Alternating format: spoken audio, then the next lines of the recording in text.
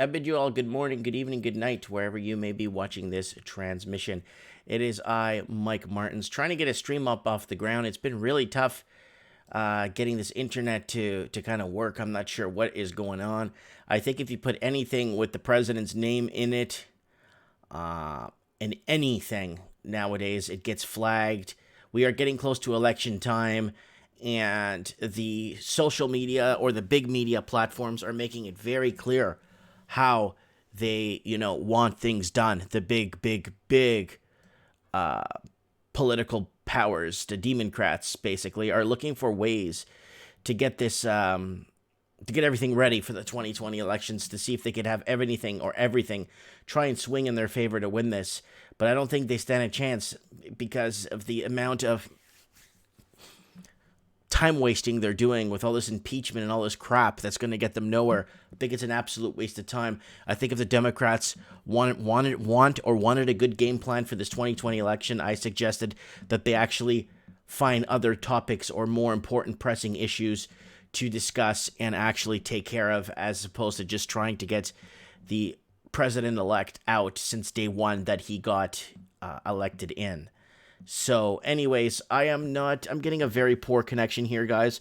Let me know if you're watching this in the comments. If not, I'm going to discontinue this because it's not rolling at all. So let's see if it's even pausing here. Let me see if it's pausing up.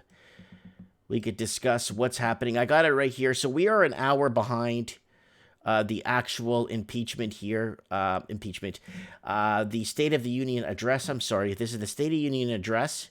And yes, a lot of this stuff will be, anything that's been said here is going to be brought up in the impeachment trial anyway. So it's all in one. So let's listen to see what's happening here. So there's Vice President Mike Pence. I can't even name that name. He's lame next to him.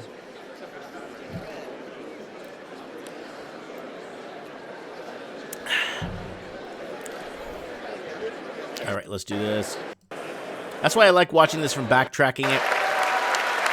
Like the First Lady.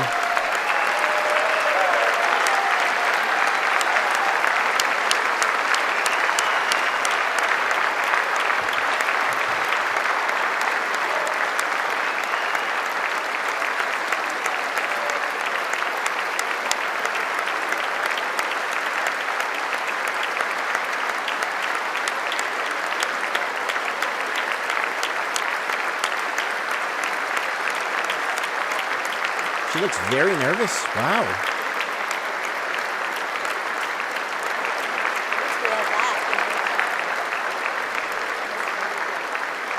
Okay, all right.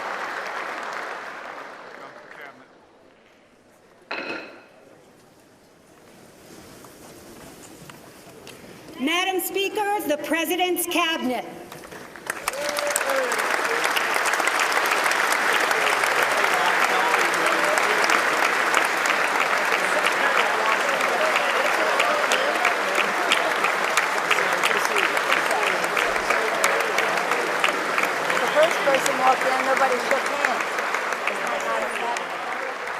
I heard someone say in the background, first person walked in and didn't even shake nobody's hands. I think that was Pelosi that said that.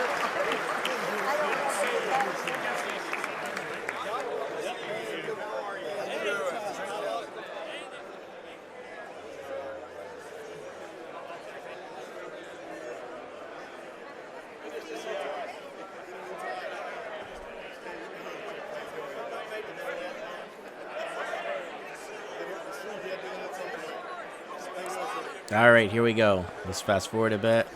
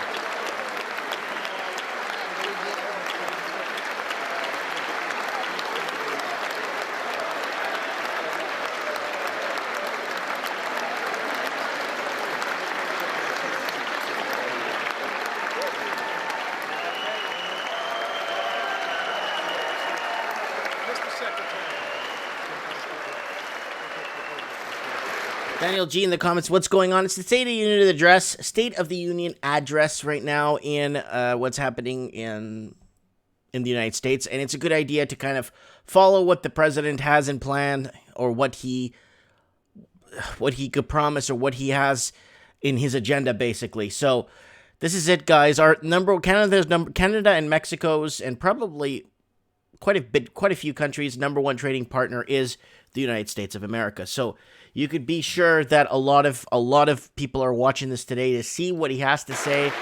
I'm kind of looking forward to see what he has to say about the coronavirus. I'm also looking forward to see what he has to say about health care, and also what they're planning on doing with a couple of other things, affordability issues, opioid issues, all kinds of issues. So let's see what goes on here.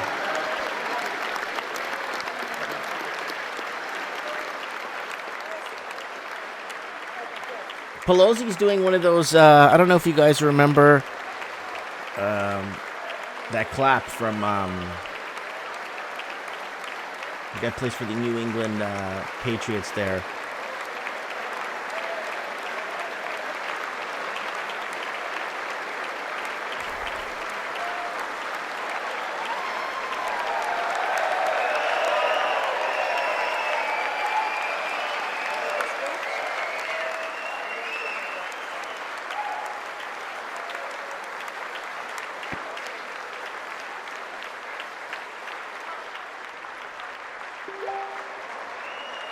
She didn't shake his hand. He didn't shake her hand. He went over for a handshake there. Watch this, guys.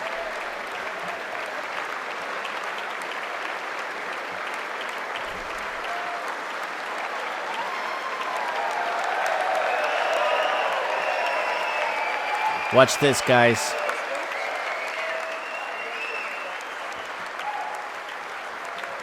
He gives, I guess, his agenda to Mike Pence here. Hands it over to Pelosi. She goes over to shake his hand. He turns around. Didn't see her, though. He just did not see her. Matrix Rip 209 saying Trump 2020. Join the discussion. Tell us what's going on in your opinion. Guys, share this transmission. It's not getting out. I might have to change the title on it. Let me change it to live. Let me get Donald Trump. Let's chat live. All right, let me see if I can enter this into the thing and refresh it and see if I could get more people, because anytime you put Donald Trump into anything, your video doesn't go anywhere. The President of the United States.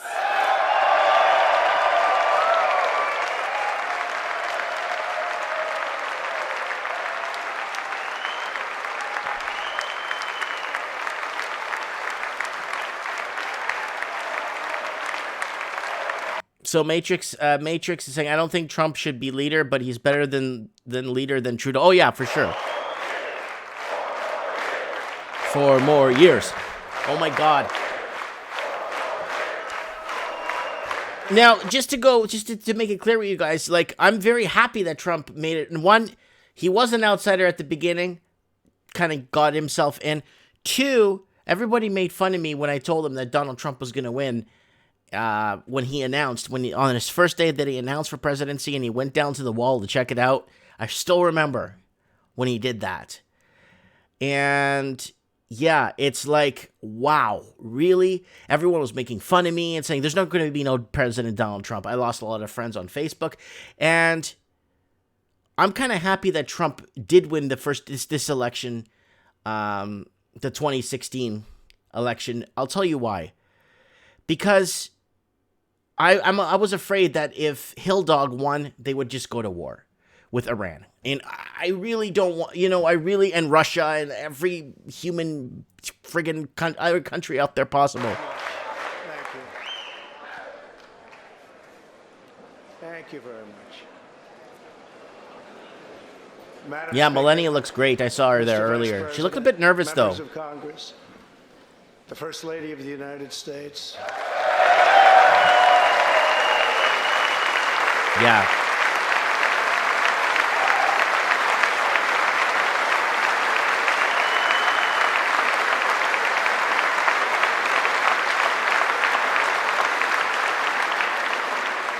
And my fellow citizens, 3 years ago, we launched the Great American Comeback. Tonight, I stand before you to share the incredible results.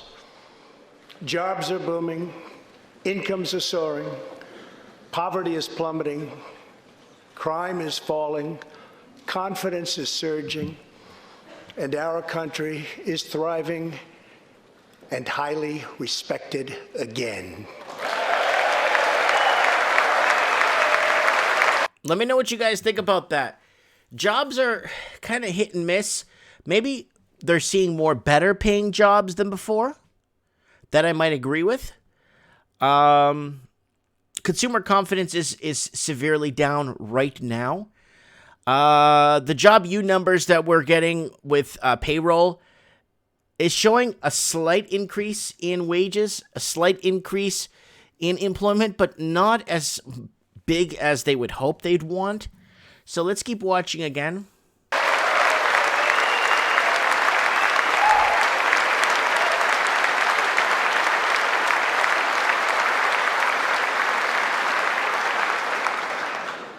America's enemies are on the run. America's fortunes are on the rise, and America's future is blazing bright. The years of economic decay are over.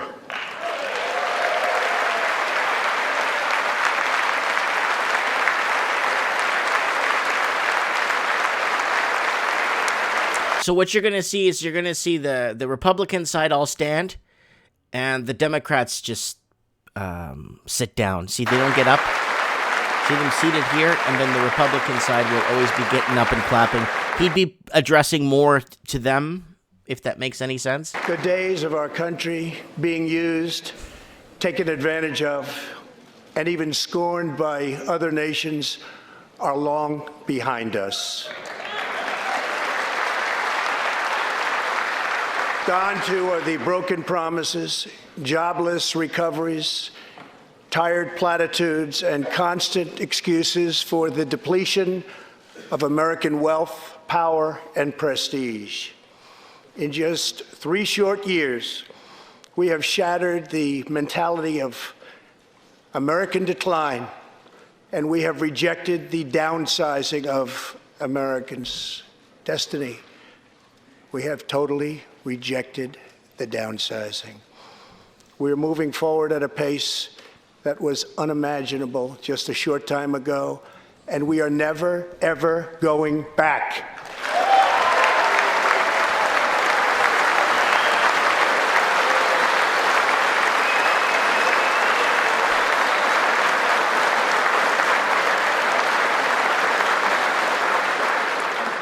I am thrilled to report to you tonight that our economy is the best it has ever been. Our military is completely rebuilt, with its power being unmatched anywhere in the world, and it's not even close. Our borders are secure. Our families are flourishing. Our values are renewed. Our pride is restored.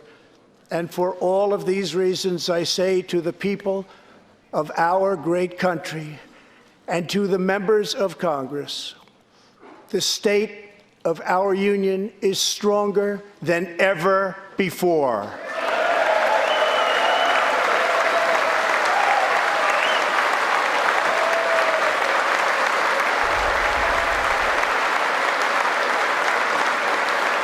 Oh, that guy's saying no there. Woo! I love this. It's like a house divided, eh, guys? All right, we got somebody in the comments saying, when will he be acquitted for impeachment? Oh, the impeachment's going to go for another 4 years, guys. Don't worry about it. Pelosi says she can't guzzle brandy and pop paraquats while working overtime. The vision I will lay out this evening demonstrates how we are building the world's most prosperous and inclusive society, one where every citizen can join in America's unparalleled success, and where every community can take part in America's extraordinary rise. From the instant I took office, I moved rapidly to revive the U.S. economy, slashing a record number of job-killing regulations, enacting historic and record-setting tax cuts, and fighting for fair and reciprocal trade agreements.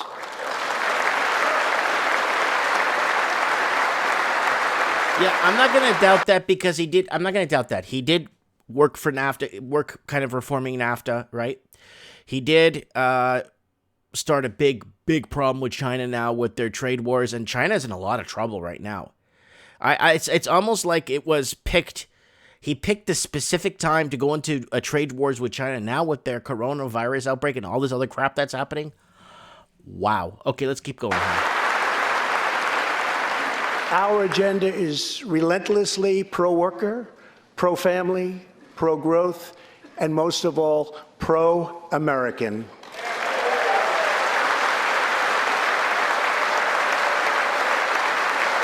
I love it how there's a wave, half a wave. Look, one half of the thing would stand and the Democrats would just sit there. There's Democrats on that side. You can see them right there. And then there's the Democrats are all... We are advancing with unbridled optimism and lifting our citizens of every race, color, religion, and creed very, very high. Since my election, we have created 7 million new jobs, 5 million more than government experts projected during the previous administration.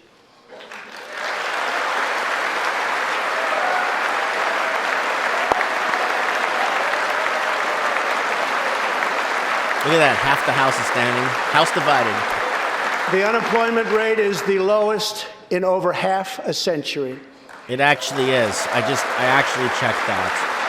And very incredibly, the average unemployment rate under my administration is lower than any administration in the history of our country. He's not lying about that. I don't know about the history of the country, but we're going back into the Walker Bush administration the last time we got this low unemployment. If we hadn't reversed the failed economic policies of the previous administration, the world would not now be witnessing this great economic success. So now, here's the problem. This is the problem I have with this, right? I get it. He's a talker. He needs to talk. He needs to, rile his men up and say, "Come on, men, we got this" and stuff. That's great. Morale. It creates morale. It creates, But the problem is with the amount of unemployment right now, and the amount. Well, unemployment is still somewhat. Okay, let's not even touch unemployment because unemployment is at some of the lowest it's been. But let's discuss the whole repo market and injecting money into the markets and Trump bringing up negative interest rates. That is dangerous. And if it's doing as well as it's ever done as an empire or a country, why would they? Exactly. Matrix is saying unemployment isn't a good measure. You got it. Morale is a single most important factor in conflict. That's correct. That's Eder 120 volts there in the comment section saying that. But why, if it's the country's doing so well, I'm not understanding why they're fighting to lower interest rates. And Trump, I did it in a video about 2 weeks ago when he addressed, was the EU or I don't know what it was. He was somewhere in Europe with a speech and he talked about negative interest rates and he could get used to it and it's a good idea. That brings death to America, but why is there so much financial, I don't know how to say it, like the best way to say it, so much financial propping if the country is doing so well?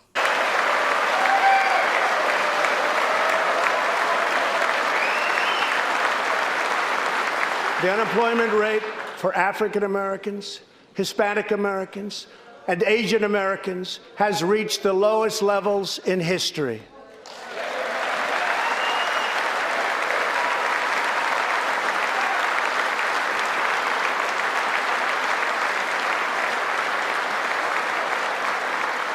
African American youth unemployment has reached an all-time low. African American poverty has declined to the lowest rate ever recorded. The unemployment rate for women reached the lowest level in almost 70 years, and last year women filled 72% of all new jobs added.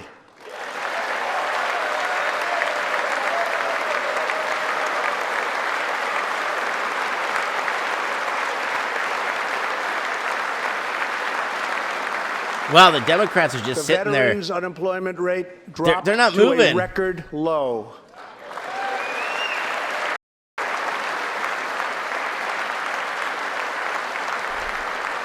The unemployment rate for disabled Americans has reached an all-time low.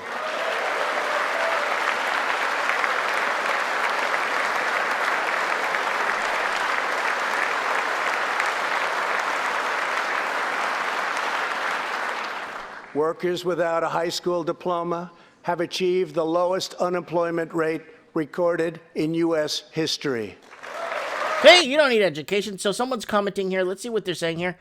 Unemployment does not take into account the people that have stopped working. That's correct. So you're not getting people that are no longer filed or claiming unemployment, right? And I'm pretty sure. Also, that's correct. If the economy is the best it's ever been, then why do we have 0% interest rates? Yeah, we should be thriving. This should be a model to the rest of the world, raising interest rates at 4 or 5%, showing a nice, healthy growth, and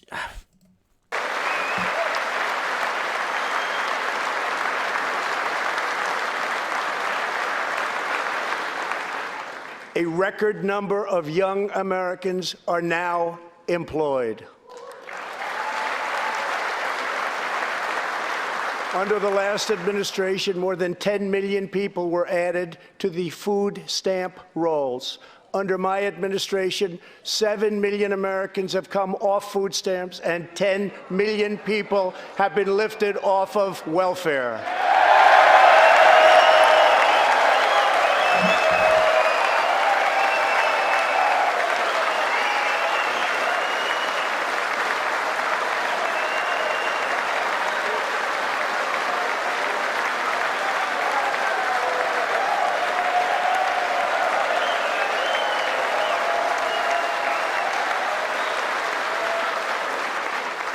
In 8 years under the last administration, over 300,000 working-age people dropped out of the workforce. In just 3 years of my administration, 3.5 million people, working-age people, have joined the workforce.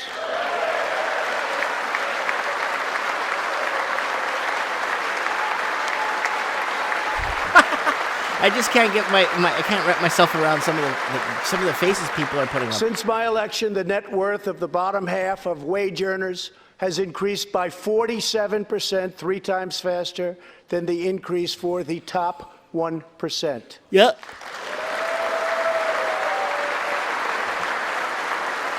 Okay. After decades of flat and falling incomes, wages are rising fast, and wonderfully, they are rising fastest for low-income workers who have seen a 16% pay increase since my election. The problem with that whole minimum wage and average wage earners getting pay increases, they're just cutting back on employment and they're looking for robots now. They're looking for, that's the problem. Like, in lower wage employment should be low wage because it's a pass-through job. You work there when you're in between high school and college to pay for your college. You do it on the summers to make a little bit of money to buy your first car. It's kind of like a pass-through work experience till you get to your level of where you want to get to in life, employment-wise, right? Now, employers are laying off staff because they can't afford to pay them. Or, here you go, you got, you're doing really well, blah, blah, blah, and then they're going to have to cut back on hours. Or you keep your job, you get laid off, and then they cut workers in half, right? Basically by giving splitting hours and stuff, and people getting off full-time to part-time, people getting thrown out to contracts. Pierre Grusso said, I made $1,200 in the stock market today. That's good, buddy.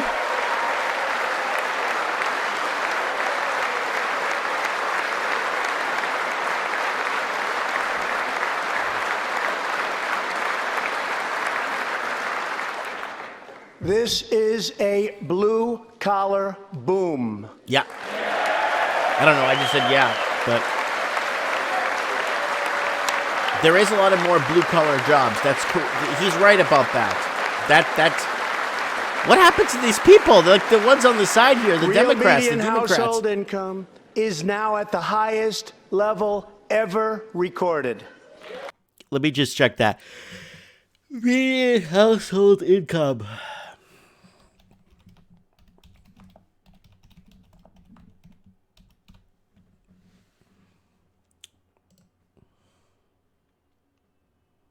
All right, so this is from the Census Bureau saying 59,000 is the U.S. Census Bureau reported that the median household income is roughly 59,039.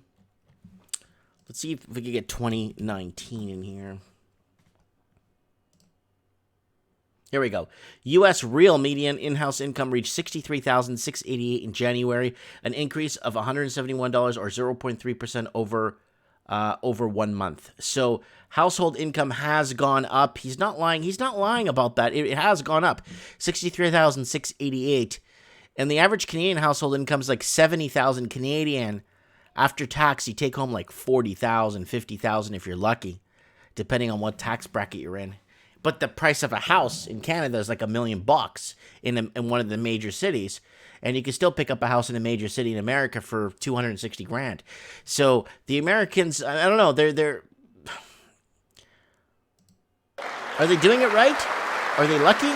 Or just looks better on paper? Since my election, U.S. stock markets have soared 70%, adding more than $12 trillion to our nation's wealth, transcending anything anyone believed was possible. This is a record. It is something that every country in the world is looking up to. They admire.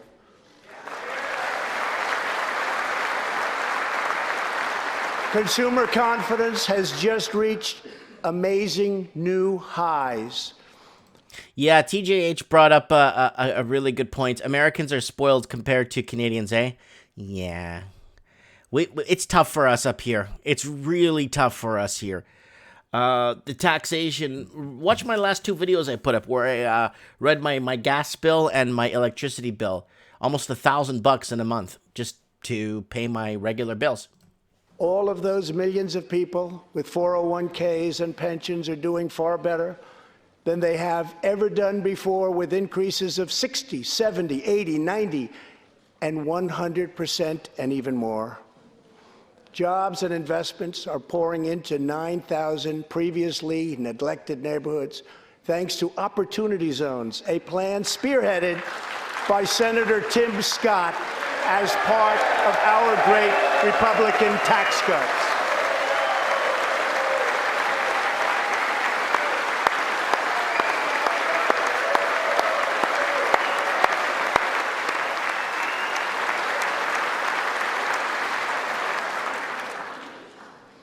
In other words, wealthy people and companies are pouring money into poor neighborhoods or areas that haven't seen investment in many decades. We got somebody in the comments saying they still have a growing debt problem in the United States. They still do. It's the biggest. And a majority of it is going towards military expenditures, right? Creating jobs, energy, and excitement.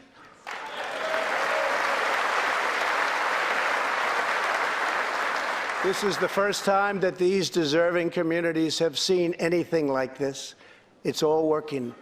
Opportunity Zones are helping Americans like Army veteran Tony Rankins from Cincinnati, Ohio. After struggling with drug addiction, Tony lost his job, his house, and his family. He was homeless. But then Tony found a construction company that invests in Opportunity Zones.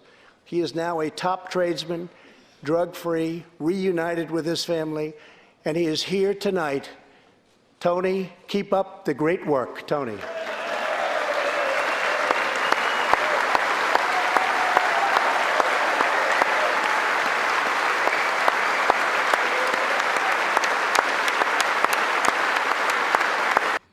We got somebody, Jeff Salcero, saying, disregard the fake U3 U.S. unemployment rates. The U6 is more accurate. Still, Many experts believe a true U.S. unemployment rate is closer to 20%, and 80% of new jobs created are low-wage gigs. So that's very true. So you got to keep in mind what jobs are the ones being created, and are they white collar, blue collar? What are we looking at here? Is it more service? Because Canada and Australia have completely transformed into service countries. Completely service country. You're working in the service or debt-backed industry or lending industry or real estate industry. It's all becoming services now, right? But what part of the service sector would you be? Are you going to be a shoe shiner, or are you going to be, the guy selling aircraft parts to big lucrative jet companies? You know what I'm saying? So let's see what happens here.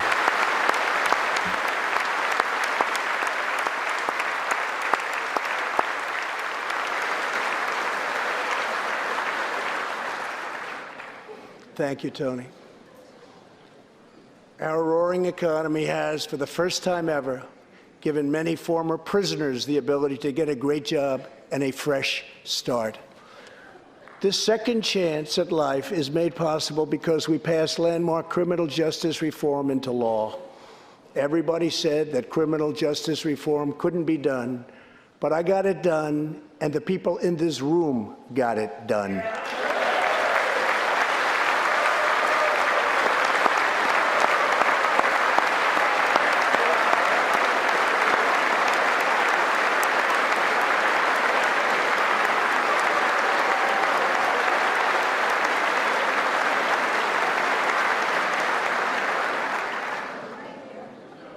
Thanks to our bold regulatory reduction. Yeah, roaring economy. That's a good way to put it. The United States has become the #1 producer of oil and natural gas. That's true. America is one of the biggest producers and exporters of oil and natural gas. They are. I don't know if they're the top consuming, probably one of the top consuming. Maybe China consumes more oil than the United States for rubber and plastic crap. They sell to oil resins used to make all that plastic junk. They sell to the Walmarts. So anywhere in the world, by far.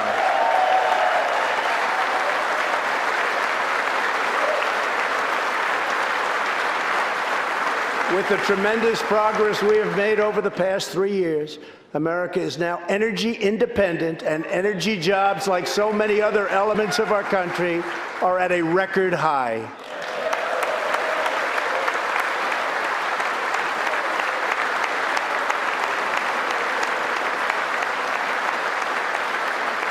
We are doing numbers that no one would have thought possible just 3 years ago. Likewise, we are restoring our nation's manufacturing might, even though predictions were, as you all know, that this could never, ever be done. After losing 60,000 factories yeah, Jacob 1986 is making a good point in the comments, saying Canada could be giving the same speech, but instead we are punishing our oil industry. Oh yeah, Canada's going to go fully green soon. Once it does, I don't know what's going to happen, guys. I really don't know what's going to happen here. Look at Nancy with all that Trump hate. I'm sure she wishes she could stand up and impeach him right there and take the spotlight from him. And then David Xavier is saying, energy independent, not really.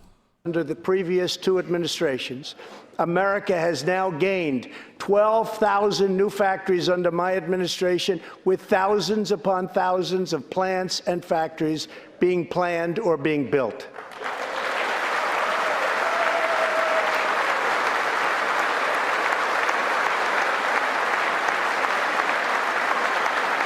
Why don't they just stay standing if they're going to keep getting up every 2 seconds? Companies are not leaving. They are coming back to the USA. Let's look at companies returning to the USA. The fact is that everybody wants to be where the action is, and the United States of America is indeed the place where the action is. One of the biggest promises I made to the American people was to replace the disastrous NAFTA trade deal.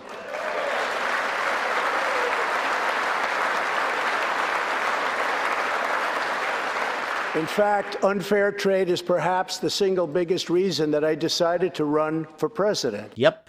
That's actually why he ran, and that's one of his points he brought up.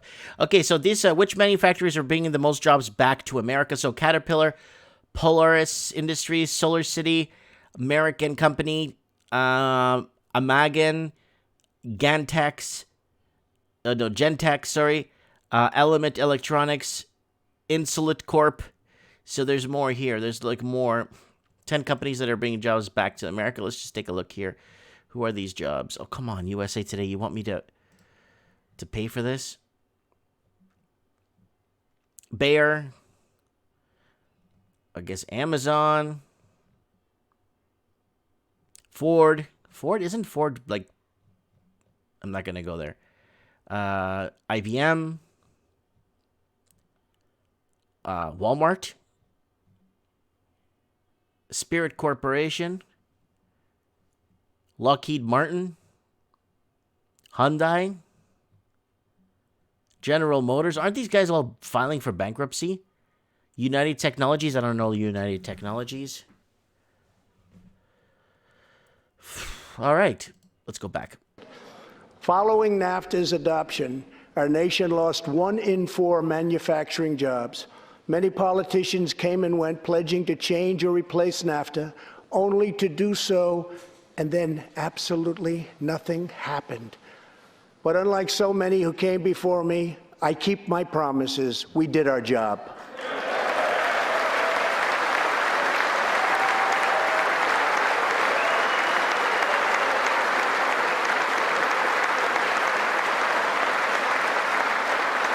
6 days ago, I replaced NAFTA and signed the brand new U.S.-Mexico-Canada agreement into law. The USMCA will create nearly 100,000 new high-paying American auto jobs and massively boost exports for our farmers, ranchers, and factory workers.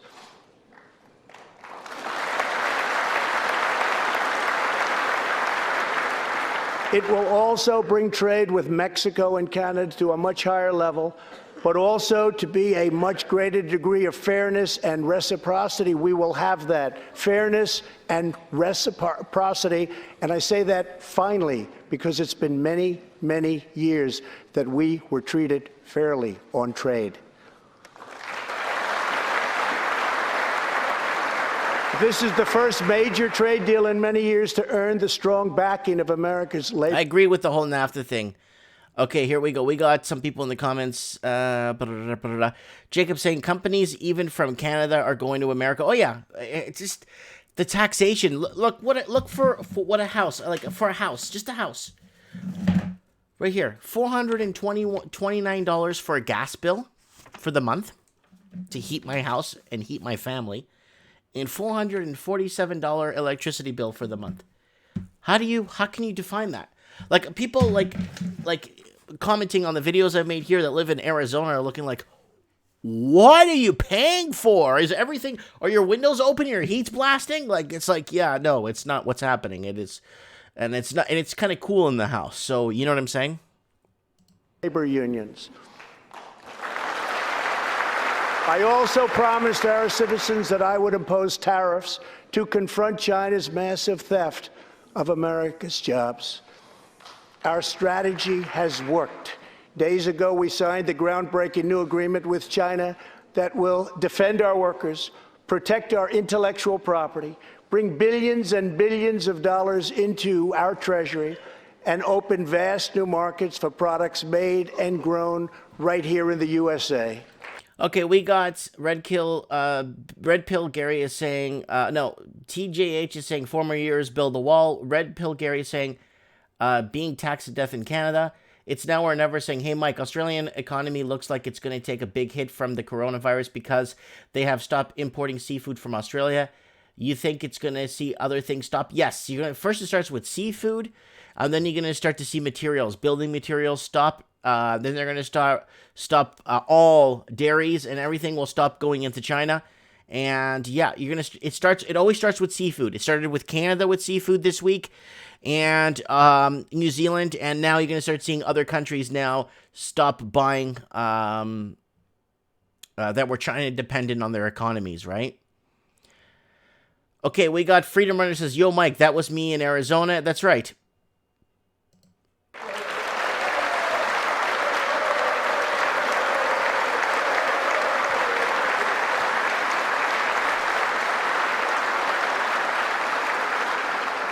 For decades, China has taken advantage of the United States. Yep. Now we have changed that. But at the same time, we have perhaps the best relationship we've ever had with China, including with President Xi.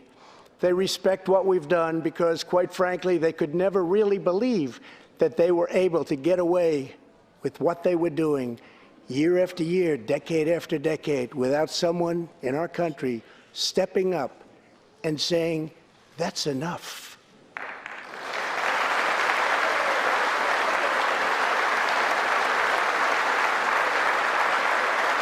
Now we want to rebuild our country, and that's exactly what we're doing. We are rebuilding our country.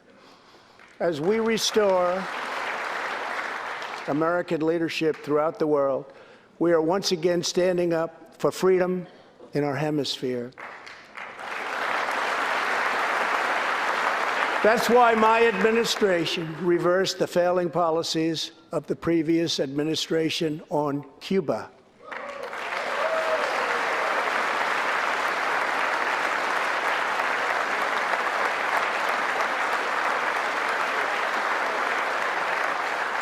We are supporting the hopes of Cubans, Nicaraguans, and Venezuelans to restore democracy. The United States is leading a 59-nation diplomatic coalition against the socialist dictator of Venezuela, Nicolas Maduro. That makes no sense. Okay, that makes no sense, guys.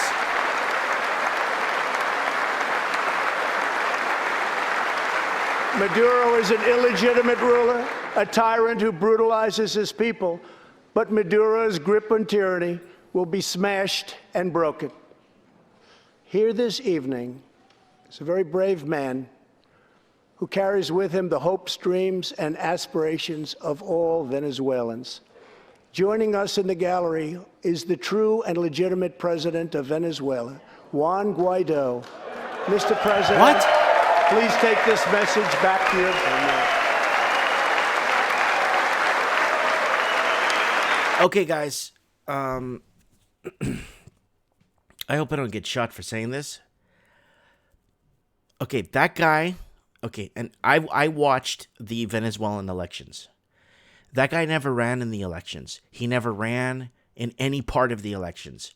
I'm not understanding what happened. I even discussed this with friends from Venezuela. I don't understand what's happening. That man wasn't on the pollsters, wasn't on anything. He never existed until after the election he was appointed as president. Maduro ran against Falcon. Falcon lost against Maduro by 4 million votes. The international elections, whatever thing of the world was there. People from Poland, administrators from Poland, Germany, Portugal, Spain, Australia. It was one of the most transparent elections because Falcon and Falcon and Maduro are both anti-American. They couldn't give it to Falcon and say that it was rigged if Falcon won. They just got somebody that never ran for the... I don't understand. I followed the Venezuelan election fine-tooth comb. This man never ran. This man never existed. Someone in the comments is saying, really, Mike? Wow, look, watch this. Watch this. Let me see if it was taken down. Guaido. Look, Falcon versus Maduro. So 2018, Venezuela, Henry Falcon demands new election against... So basically, Venezuela's Maduro wins 67.7% of the vote. Okay? Like, I'm not making this up, guys. Like, pay attention to what I'm going to tell you. This guy won the election 100%. Hand to God. I have no reason to lie. I don't have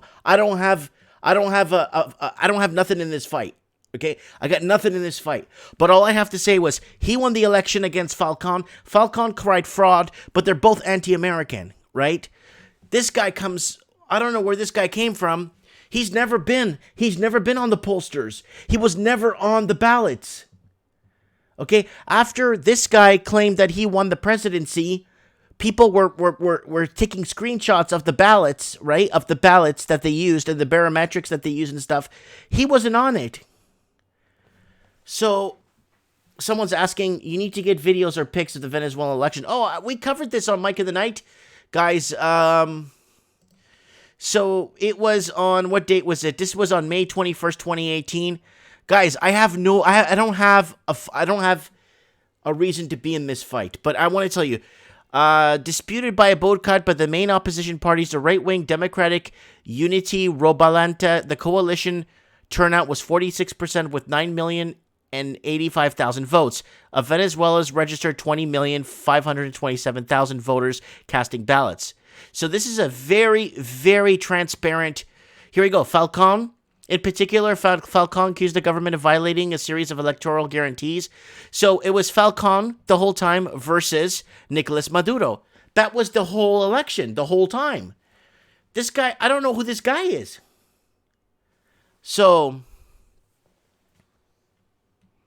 no, Papa Pist is saying Maduro is a nutjob. They're all tribal socialist morons. No, I understand that. I'm not trying to pick a side here. Okay, hand to God. Like, I swear to you, I'm not trying to start anything. I'm not trying to get anybody to, you know what I'm saying. All I'm telling you is this man, and I am so, as sure as my name, this man was not on the ballot. This man never ran for president of Venezuela. As sure as my name, I can tell you that.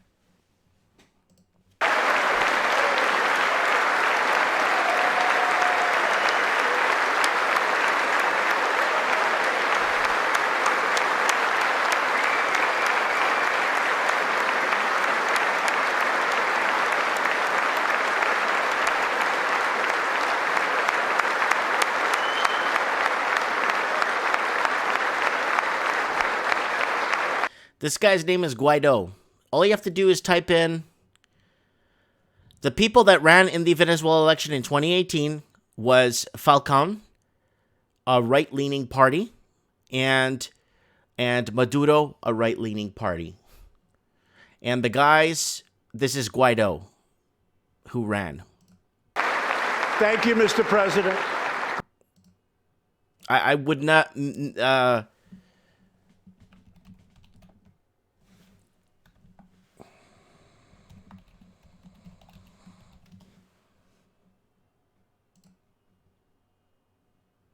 I'm just going to throw this up in a picture so I don't get in trouble.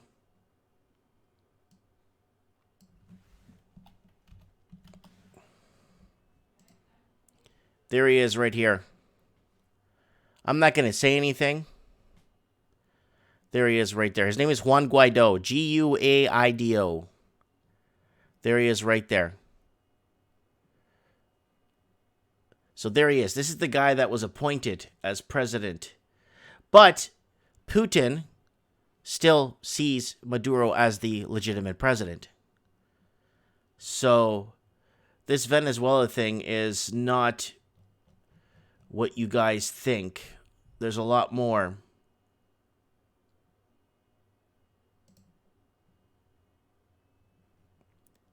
There he is right there. So I kind of wanted to throw that out there to kind of give you guys... I don't want to get myself shot today, so I'll just continue here.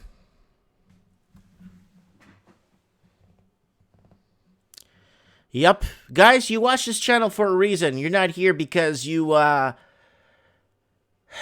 let's just say we go a little bit deeper than the average channel and do it in a way where we're not offending anybody, if that makes sense. Great honor. Thank you very much. Please take this message back that all Americans are united with the Venezuelan people in their righteous struggle for freedom. Thank you very much, Mr. President.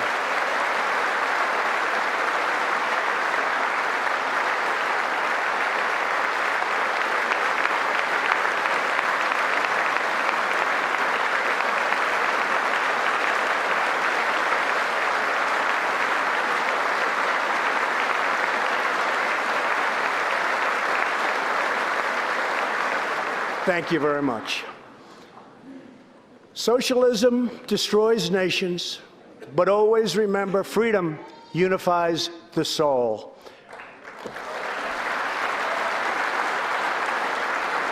To safeguard American liberty, we have invested a record-breaking $2.2 trillion in the United States military.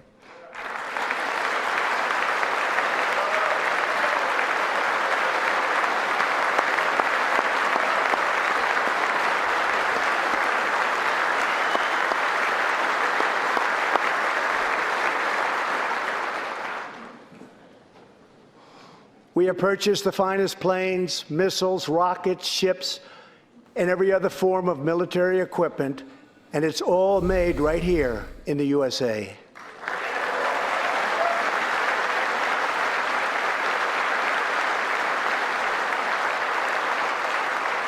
We are also getting our allies, finally, to help pay their fair share.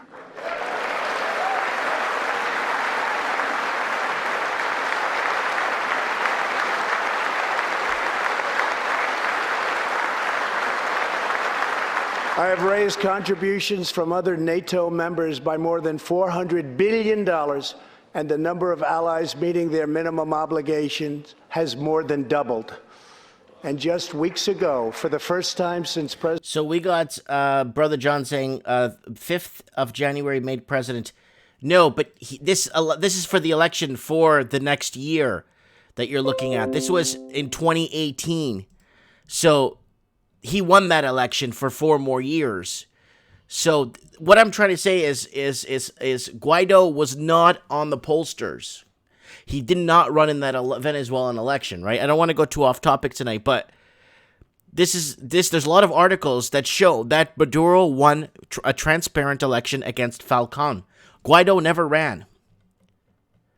Guaido never ran in the election, ever. He never existed until after the election. There you go. There's a link. So, all right, let's go back to business here. President Truman established the Air Force more than 70 years earlier.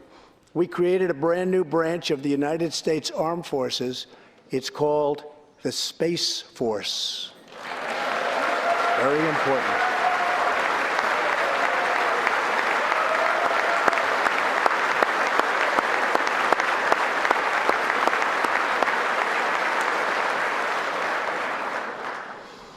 In the gallery tonight, we have a young gentleman, and what he wants so badly, 13 years old, Ian Lawnfay.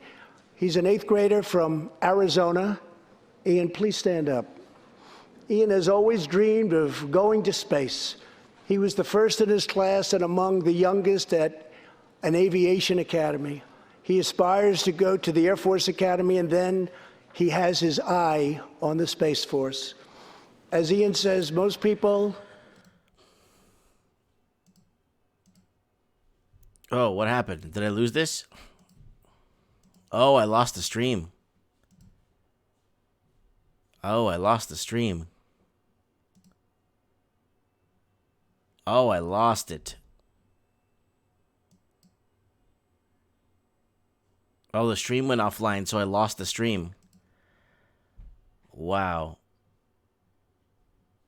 Oh well, guys, I'm sorry. Let me see if I could find it here.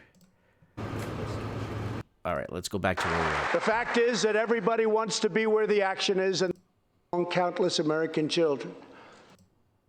It will save families massive amounts of money for substantially better care, but actually more than 500 miles completed. My administration is also taking on the big pharmaceutical companies.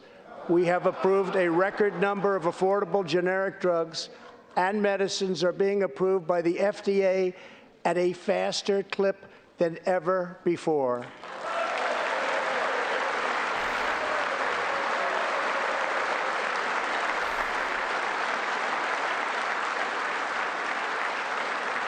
And I was pleased to announce last year that for the first time in 51 years, the cost of prescription drugs actually went down.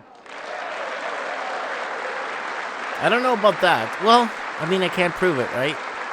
And working together, Congress can reduce drug prices substantially from current levels. I've been speaking to Senator Chuck Grassley of Iowa and others in Congress in order to get something on drug pricing done, and done quickly and properly.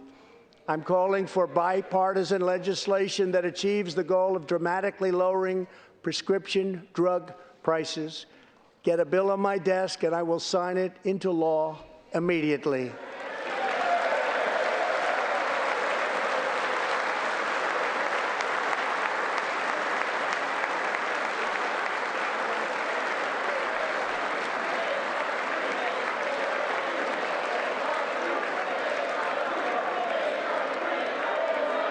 With unyielding commitment, we are curbing the opioid epidemic. Where are those people Drug chanting and overdose Pelosi was laughing? What were they saying? In the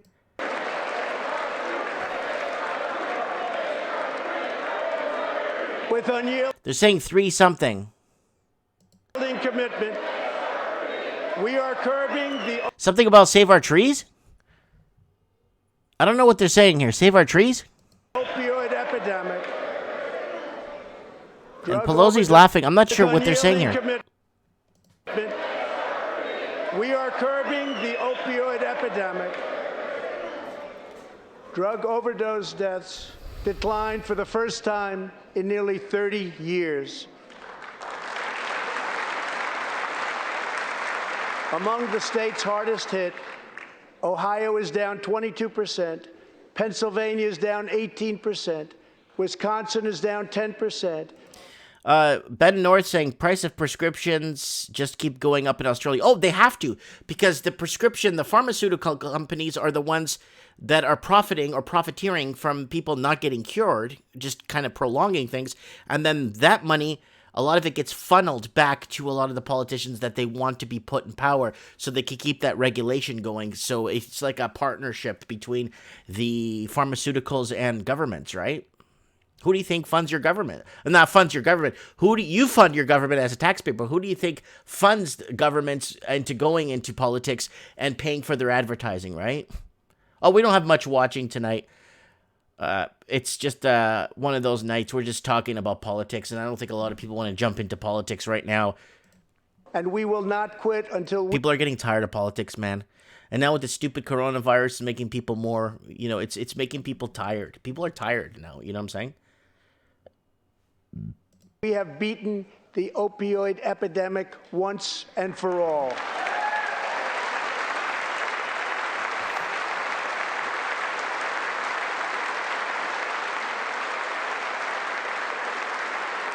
Okay, those people in white stood up for the first time and clapped. They're like the Pelosi squad right here with the white. Protecting Americans' health also means fighting infectious diseases. We are coordinating with the Chinese government and working closely together on the coronavirus outbreak in China. My administration will take all necessary steps to safeguard our citizens from this threat. We have launched ambitious new initiatives to substantially improve care for Americans with kidney disease, Alzheimer's, and those struggling with mental health. And because Congress was so good as to fund my request, new cures for childhood cancer, and we will eradicate the... They're chanting HR 3. What the hell is HR 3? HR 3. HR 3. HR 3 bill.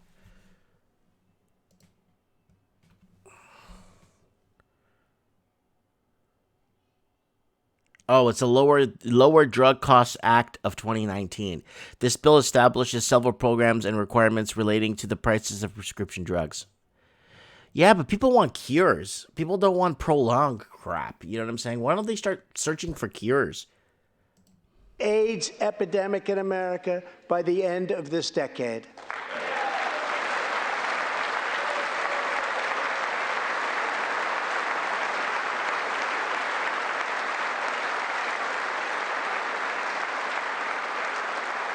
Almost every American family knows the pain when a loved one is diagnosed with a serious illness.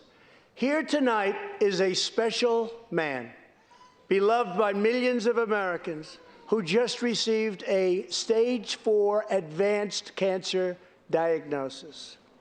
This is not good news, but what is good news is that he is the greatest fighter and winner that you will ever meet. Rush Limbaugh, thank you for your decades of tireless devotion to our country.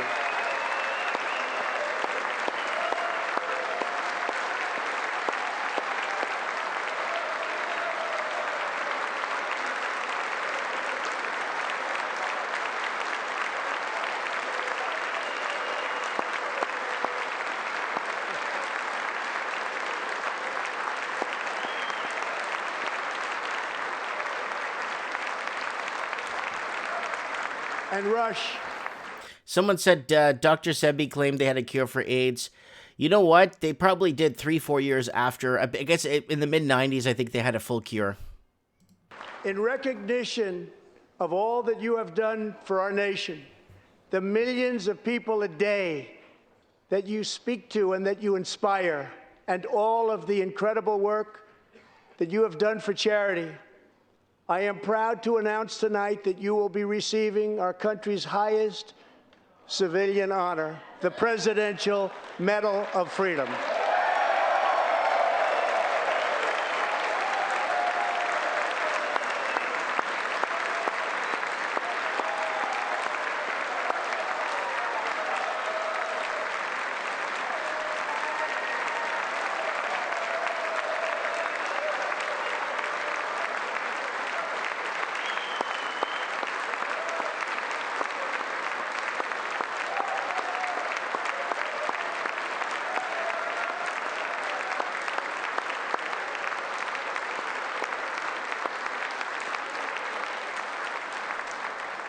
I will now ask the First Lady of the United States to present you with the honor, please.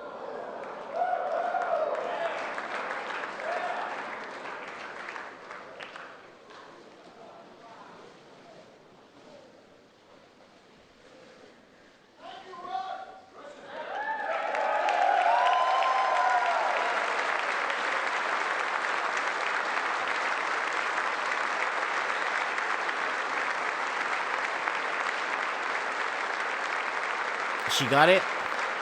There she goes.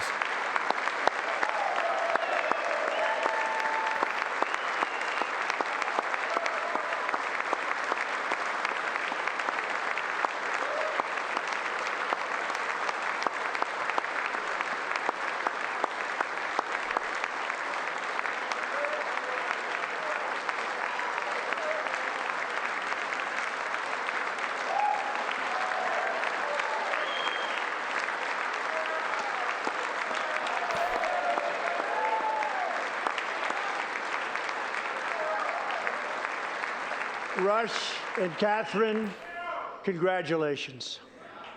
Thank you, Catherine. As we pray for all who are sick, we know that America is constantly achieving new medical breakthroughs. In 2017, doctors at St. Luke's Hospital in Kansas City delivered one of the earliest premature babies ever to survive. But that's not really medical breakthrough. I mean, it's by chance, right? That's my opinion, right? 21 weeks and 6 days, and weighing less than a pound, Ellie Schneider was a born fighter. Through the skill of her doctors and the prayers of her parents, little Ellie kept on winning the battle of life. Today, Ellie is a strong, healthy 2-year-old girl sitting with her amazing mother, Robin. In the gallery, Ellie and Robin, we are glad to have you with us tonight.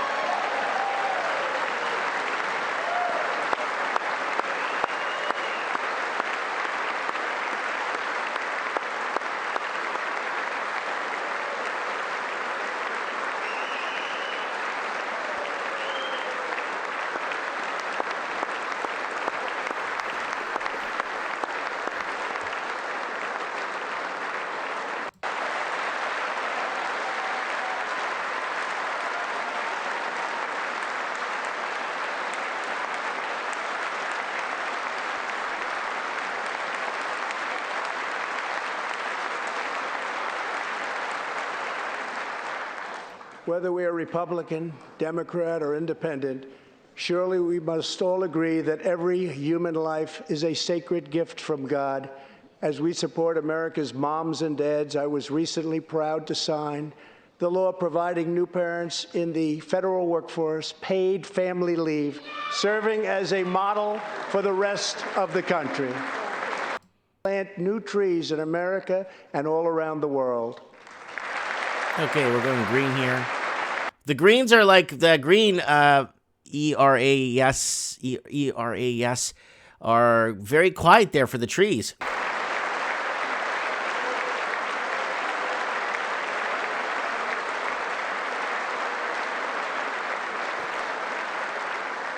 We must also rebuild America's infrastructure. Yeah, that's I heard that's a big deal.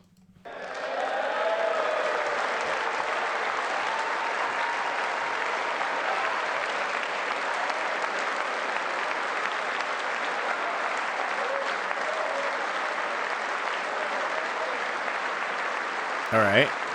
I ask you to pass Senator John Barrasso's highway bill to invest in new roads, bridges, and tunnels all across our land. I'm also committed to ensuring that every citizen can have access to high-speed internet, including and especially in rural America.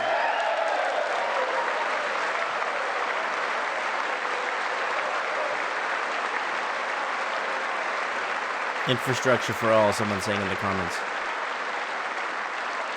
A better tomorrow for all Americans also requires us to keep America safe. That means supporting the men and women of law enforcement at every level. Yeah, David Xavier is saying 5G is coming. Zoki saying stupid people applause for high-speed internet.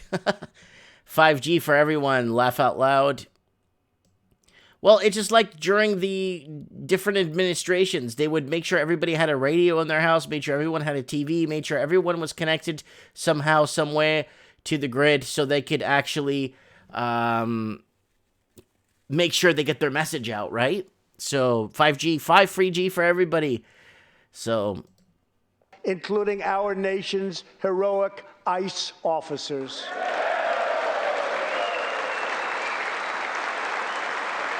Someone's asking me if I could get a copyright. No, I'm remodifying it, and this is a State of the Union address, right? So, and it is being remodified. So you're seeing my ugly face to the side. I just won't get any, what do you call it, monetization on it.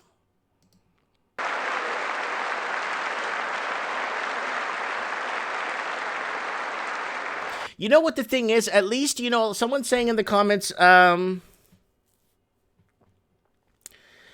right here, the Trump is a president. He talks about stupid. Oh, it was removed by Brother John. A low IQ. No, here's the deal with that. At least he's bringing up the homeless, the opioid, the all these different pharmaceutical, the cost of energy, blah, blah, blah. At least he's bringing this up. When we had the Canadian elections, all they talked about was global warming. No, you're against global warming. No, you're against global warming. No, you are against. That was our Canadian debate was everybody's against global warming and everyone pointing the finger at each other. Nobody has.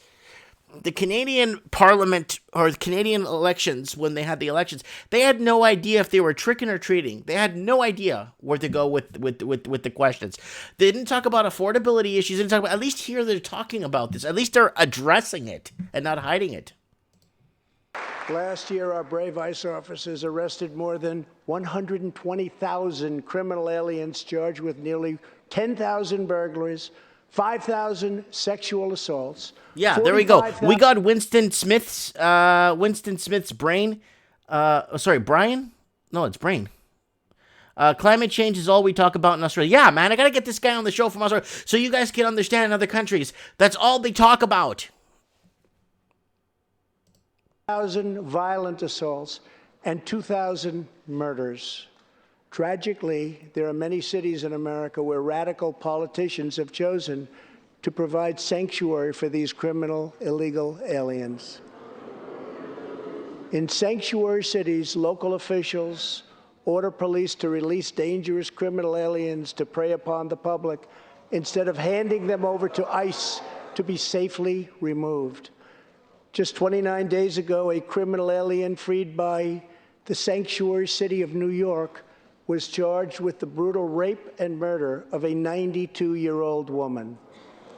The killer had been previously arrested for assault, but under New York sanctuary policies, he was set free.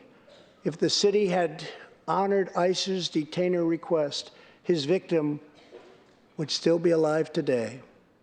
The state of California passed an outrageous law declaring their whole state to be a sanctuary for criminal illegal immigrants, a very terrible sanctuary with catastrophic results.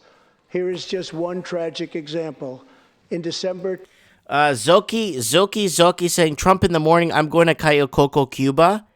I actually stayed 6 months in Cuba. I was actually just partying it up. I was actually in a town called Celia, south of Cayo Coco in Cuba. Just south of Cayo Coco, there's a town called Maron, and there's a town called Celia. I actually stayed in Celia and just had a good time, man. Really.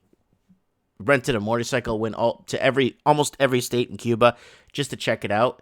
Had a really good time. But yeah, Zoki, thanks for bringing that up. Cayo Coco, I haven't heard that in years. Moving bricks in Cuba, Mike? No, I'm not wasn't moving bricks in Cuba. I'm not what do you call it? A construction worker. I'm going to a trip to Cayo Coco my first time. Good, you'll like Cayo Coco. It's nice. It's very secluded from the rest of Cuba. Eh? It's almost like there's a land bridge that goes there, and there's no the only locals you'll find in Cayo Coco and Cayo Guillermo are just people that work at the hotels. You won't find any locals from Cuba there. You have to go into Maron, or you have to go into Celia or somewhere else. Anyways, 2018. California police detained an illegal alien with 5 prior arrests, including convictions for robbery and assault. But as required by California's sanctuary law, local authorities released him. Days later, the criminal alien went on a gruesome spree of deadly violence. He viciously shot one man going about his daily work. He approached a woman sitting in her car and shot her in the arm and in the chest. He walked into a convenience store and wildly fired his weapon. He hijacked a truck and smashed into vehicles, critically injuring innocent victims. One of the victims is a terrible, terrible situation.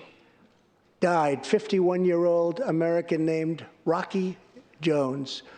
Rocky was at a gas station when this vile criminal fired 8 bullets at him from close range, murdering him in cold blood. Rocky left behind a devoted family, including his brothers, who loved him more than anything else in the world. One of his grieving brothers is here with us tonight. Jody, would you please stand? Jody, thank you.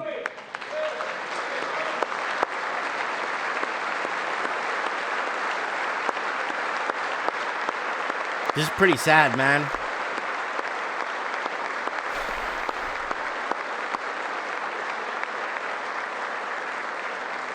Jody, our hearts weep for your loss, and we will not rest until you have justice. Senator Tom Tillis has introduced legislation to allow Americans like Jody to sue sanctuary cities and states when a loved one is hurt or killed as a result of these deadly practices.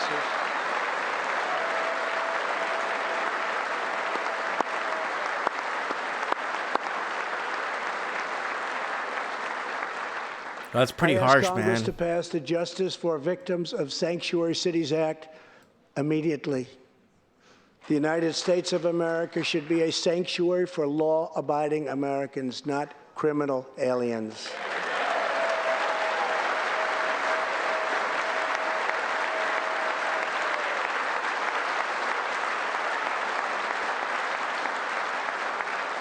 In the last 3 years, ICE has arrested over 5,000 wicked human traffickers, and I have signed 9 pieces of legislation to stamp out the menace of human trafficking domestically and all around the globe.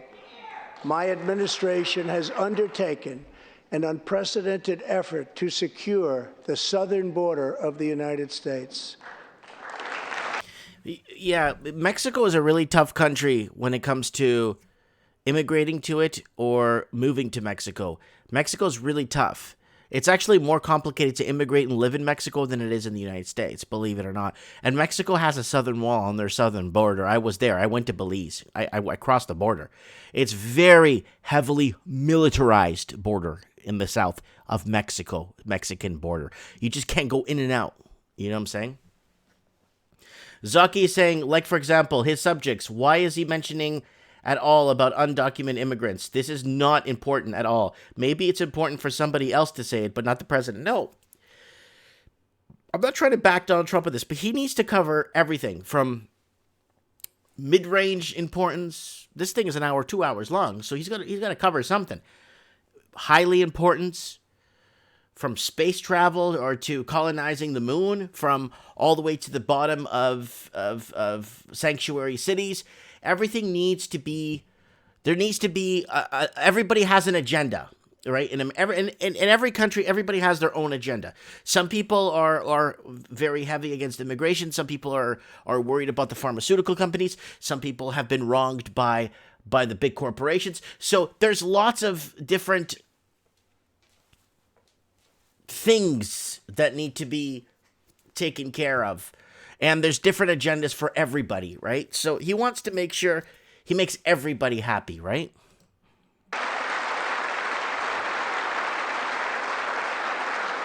Before I came into office, if you showed up illegally on our southern border and were arrested, you were simply released and allowed into our country, never to be seen again. My administration has ended catch and release.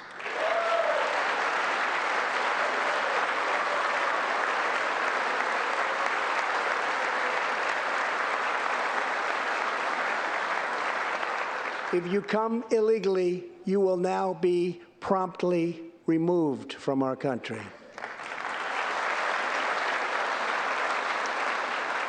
Very importantly, we entered into historic cooperation agreements with the governments of Mexico, Honduras, El Salvador, and Guatemala. As a result of our unprecedented efforts, illegal crossings are down 75% since May, dropping 8 straight months in a row.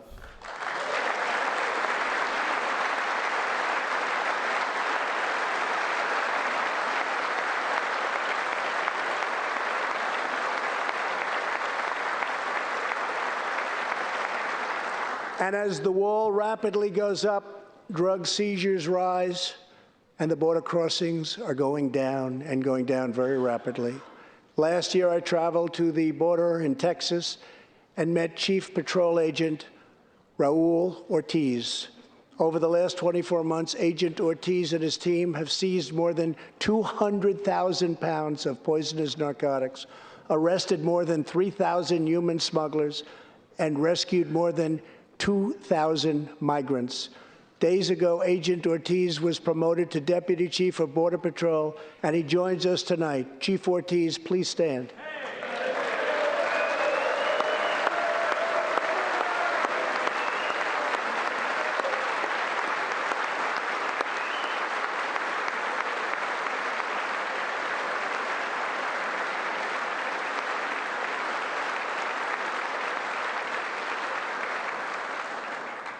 A grateful nation thanks you and all of the heroes of Border Patrol and ICE. Thank you very much.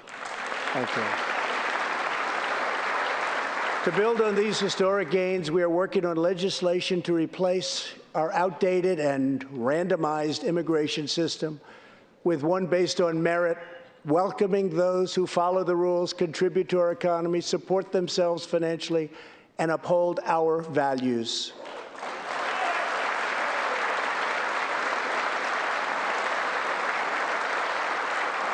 With every action, my administration is restoring the rule of law and reasserting the culture of American freedom.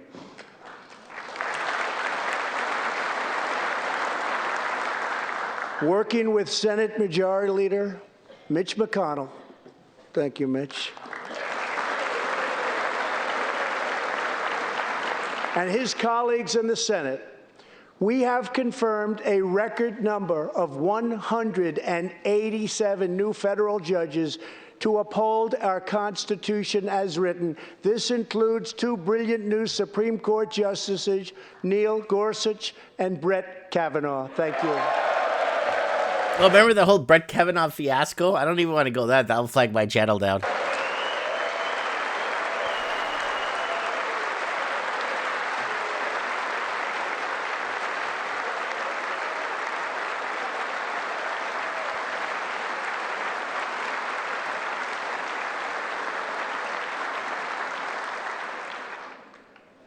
And we have many in the pipeline.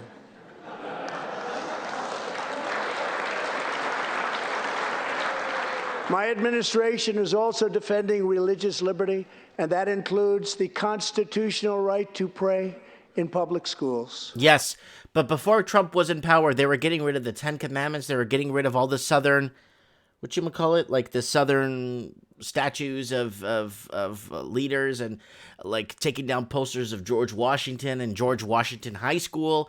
Like, give me a break, man.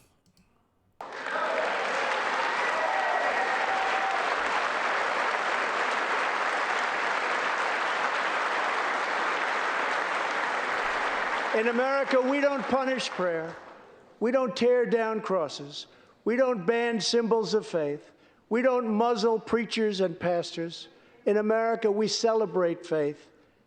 We cherish religion. We lift our voices in prayer, and we raise our sights to the glory of God. Just as we believe in the First Amendment, we also believe in another constitutional right that is under siege all across our country. So long as I am president, I will always protect your Second Amendment right to keep and bear arms. Well, you guys know what happened when Mao took the guns. You guys know what happened when Stalin took the guns. You guys know what happened, when all of these... You guys know what happened, right? The North Korean president took the guns. They all took the guns. And then... Yeah.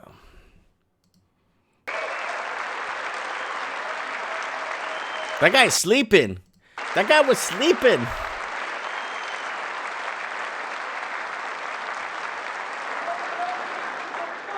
In reaffirming our heritage as a free nation, we must remember that America has always been a frontier nation.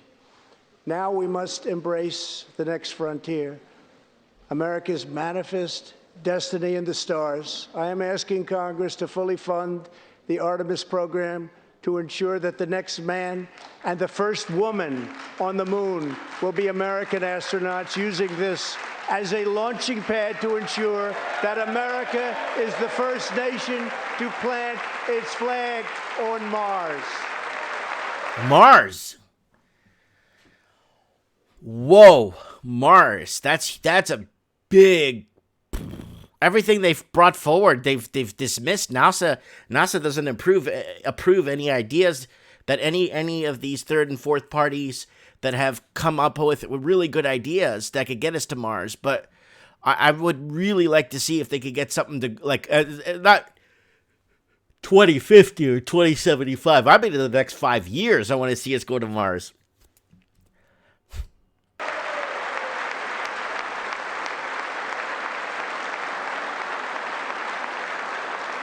My administration is also strongly defending our national security and combating radical Islamic terrorism.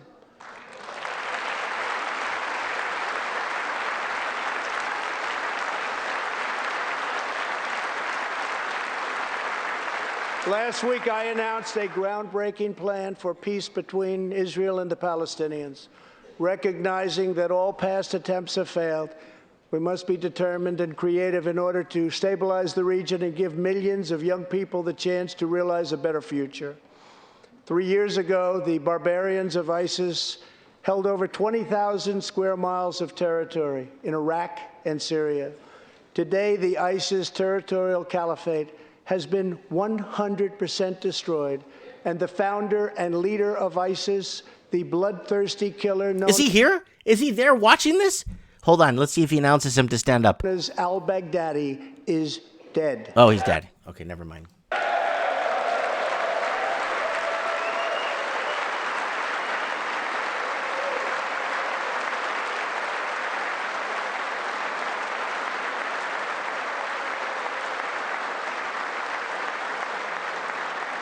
We are joined this evening by Carl and Marcia Mueller. After graduating from college, their beautiful... Okay, we got, what's his face here saying something here. Hold on.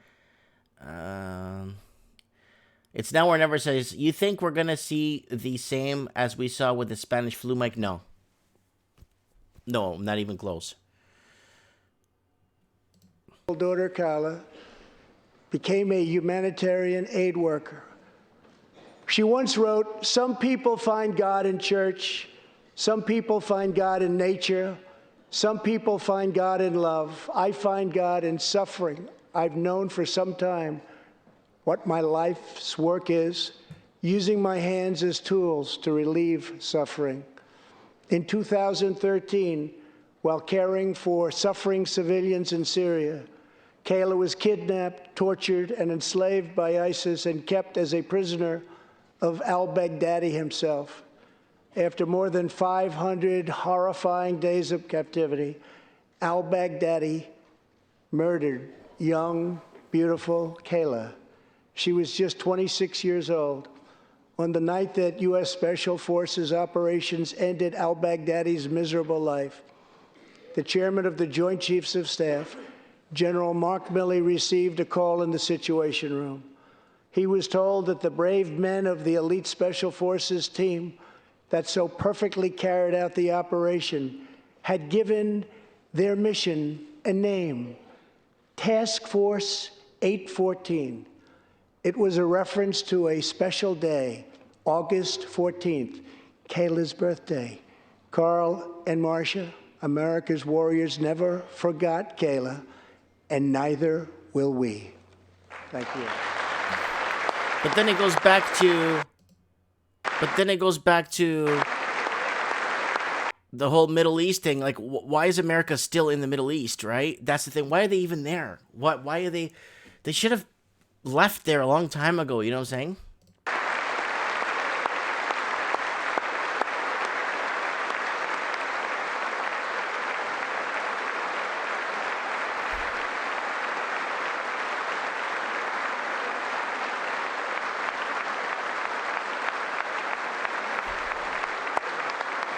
Yeah, we got Andrea Nicothina saying Trump won't talk about his record high national debt increase. That's right. That's a big problem, and that's one thing that America's facing right now.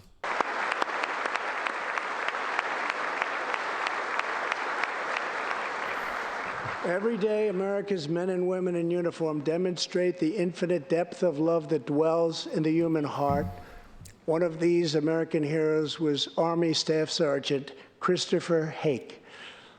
On his second deployment to Iraq in 2008, Sergeant Hake wrote a letter to his one-year-old son, Gage. "I will be with you again," he wrote to Gage. "I will teach you to ride your first bike, build your first sandbox, watch you play sports, and see you have kids also. I love you, son. Take care of your mother. I am always with you, Daddy." On Easter Sunday of 2008, Chris was out on patrol in Baghdad when his Bradley fighting vehicle was hit by a roadside bomb. That night, he made the ultimate sacrifice for our country. Sergeant Hake now rests in eternal glory in Arlington, and his wife, Kelly, is in the gallery tonight, joined by their son, who is now a 13-year-old and doing very, very well. To Kelly and Gage, Chris will live in our hearts. Anyways.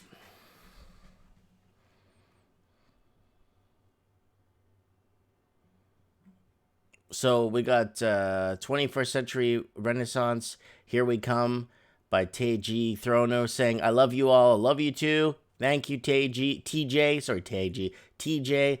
Zigzaki, good to hear that Canada is bringing European immigrants No president can manage the debt since they're only to serve 4 to 8 years. Yeah, it's really tough to manage the debt. It is, but it's been going out of control. But inflation's going up, so inflation is going up, so everything's costing more, right? So government expenditures go up, but wages don't follow, right? So, anyways, guys, I just wanted to kind of talk through this a bit, kind of talk with you guys, let you want to hear what you guys have to say about this. It's a very interesting State of the Union address. They're always very interesting to cover and talk about. Yeah, it's Fed money is what it is. Cover your A, says David Xavier. Guys, if you want to join the channel, go here and click join. Please join the channel. It doesn't cost much, and it actually supports the channel. I'm also on Patreon. If you're on Patreon, switch over to this. Join this. It's easier for me to track on here than it is on Patreon. So if my Patreon supporters come over here to this one, it's better, it's easier, it's on one platform. And Teespring, guys, if you want, go ahead and buy a Raven mug, Lord Humongous mug, Morning Coffee with Mike mug, t-shirts, Mike in the Night swag, tons of Mike in the Night stuff here in the shop. If you're going to buy something anyways, buy it from a local. Just buy it from a local.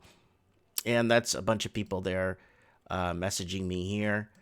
Anyways, let me know what you guys think in the comments below. I am looking forward to reading your comments. Yeah, State of the Union address, blah, blah, blah. So somebody's commenting here on some of the videos here. This is from Captain Switch. I've been living in the truck behind a church for 5 months now. On services days, there are BMWs, Mercedes, Audi, and Lexus money. Nobody turns to. I gotta keep reading that. I gotta open the file. A better diet isn't more expensive because one eats for less nutrient. Okay. Anyways, I'm not gonna get into that right now. Let me know what you guys think in the comments below. Someone saying, good luck, Mike, in 2020. Trump is Jesuit controlled, says by Dex Persona in the comments.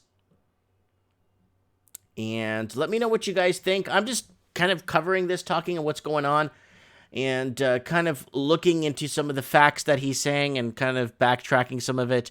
But you have to give, at least he talk about the opioid crisis, the fentanyl crisis, the corrupt pharmaceutical companies. He actually brought up things that none of the Canadian or Australian or New Zealand or UK politician will ever bring up.